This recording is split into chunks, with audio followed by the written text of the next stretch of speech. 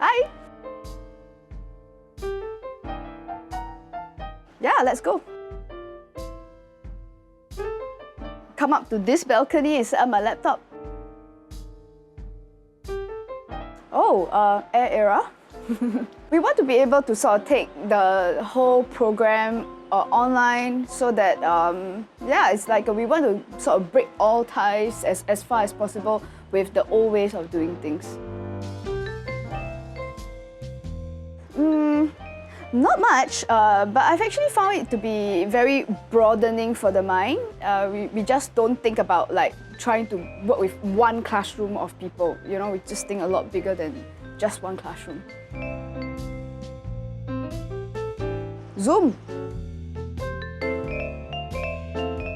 I still miss teaching live, but online has a new way of interacting with people.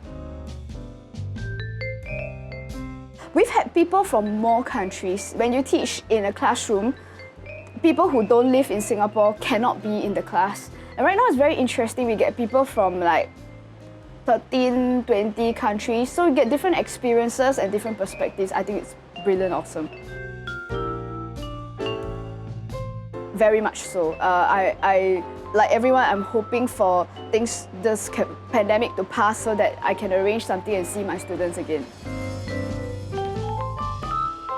For the most part, I don't know if I'm a bit like a teacher, but over the years, we've sort of like developed a really close, like friendly relationship with my students. Some of them know my family, they know my husband, we hang out with them sometimes. I think over years, we've become friends with a lot of my students. Yeah. The ones who have applied what they've learned into their professions and they made a difference to people in their lives. People who want meaningful lives, they don't just want to get through day by day and like tick boxes. They want to create what their lives are about. Reading horoscope books at my mom's magazine shop.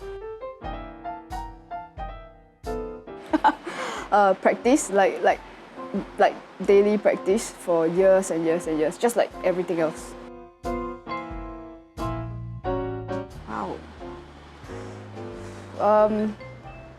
I think it started with the need for a more meaningful career and also seeing that astrology, what began as a hobby, started to really make a difference to people and their perspectives and their decision making. So yeah, it was natural progression really.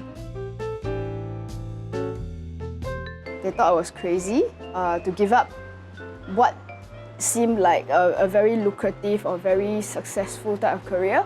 But I think over the years, they've started to see the difference that we make. I believe they are really very proud of what both me and my brother are doing nowadays.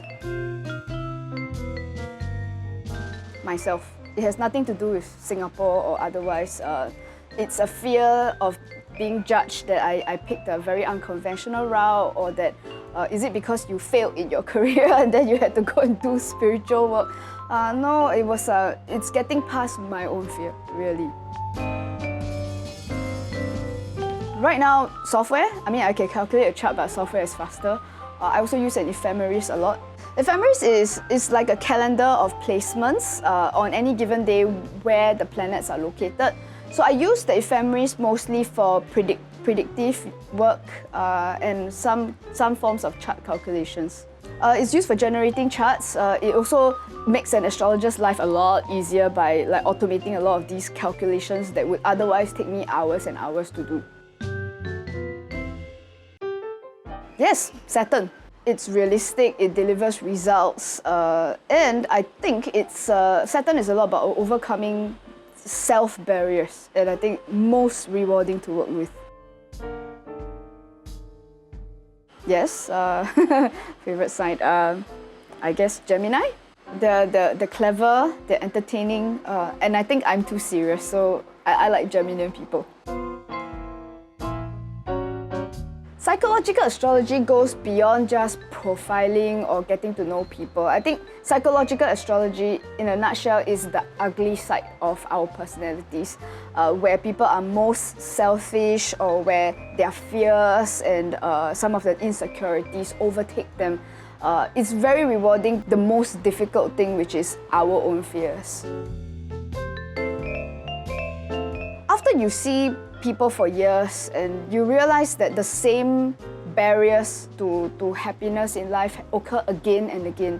Why people can't find love, why some people can't make money or just can't be happy. Then I got very interested, not so much in happiness, but actually in unhappiness. Because if we can solve that, then maybe people will be happy if they are not unhappy. And I think it's through making a lot of notes over the years, observing client reactions, responses, that eventually shaped itself up into a very neat algorithm, a very neat structure, which I now call PA, or short for Psychological Astrology.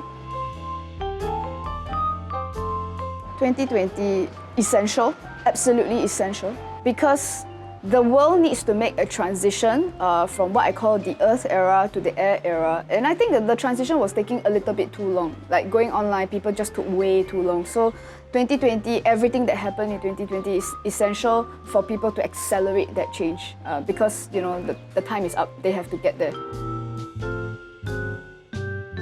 If I thought one webinar would get the message through, I would have saved myself a lot of trouble. I think the 6 webinars were necessary because the message was important enough, and maybe, you know, in my mind, I thought if I drummed in that message enough, it would help people to sort of know where what they think are threats, but are not really threats. It's just ways in which they need to adapt in order to fit into the new environment. So that's why 6 webinars. Yes, every webinar is about 2 to 3 weeks of just pure research, and that's not counting any kind of calculations that contributes to my webinar that I've done in the past 4 to 5 years. I did a lot of it in 2020 and even now in 2021. But in general, I mean, I would say it's as and when kind of thing. It's a lot of work, and when it is necessary, I will do detailed calculations. Because then it gets more people in. I don't think the aim was never to profit from the webinars, but rather to get a very important message out there. Because I honestly thought that many people didn't understand what 2020 was about. They thought it was about COVID. What they didn't realize was that it's a year that determines the shift from one era to another. No, I think there's a time and place for everything, but perhaps I might have maybe gotten started on some of my air projects a little bit earlier, but actually not really. There's a time and place for it. There were lots of inspiring figures. I think a lot of the entrepreneurs that have really put themselves on the line to deliver an important message to the world are on my list. People like the usual ones like Jack Ma, the Elon Musk, the Jobs, Lee Kuan Yew, even people like Buckminster Fuller. You know, it's a message that drives them, and very often not motivated by status, fame, or wealth. I think essentially they are thought leaders. They're also not limited by one profession. Like Buckminster Fuller is most known as an architect, but most people actually understand what we really got from Buckminster Fuller is a way of looking at the world. In a sense, I try to integrate that into my work because most people know me as an astrologer, but as some people have pointed out in the webinars, that I go way beyond astrology by trying to shape how people think or how they relate to the world.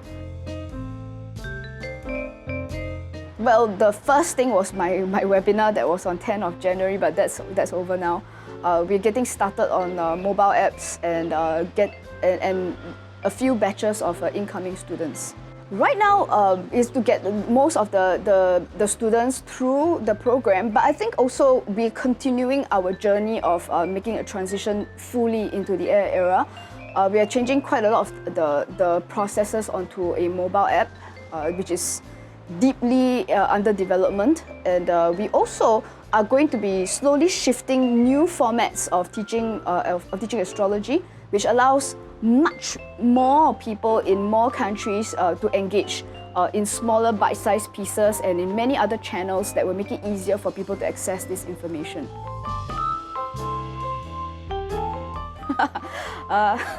Okay, a lot of people don't know this. They think I'm like a super workaholic. I actually spend a lot of time gaming. I actually think I'm very boring and possibly a lot more lazy than people realize. Yep. Oops, okay, I think that's my lunch just arriving. So I'm gonna go get the door and I'll see you guys next time.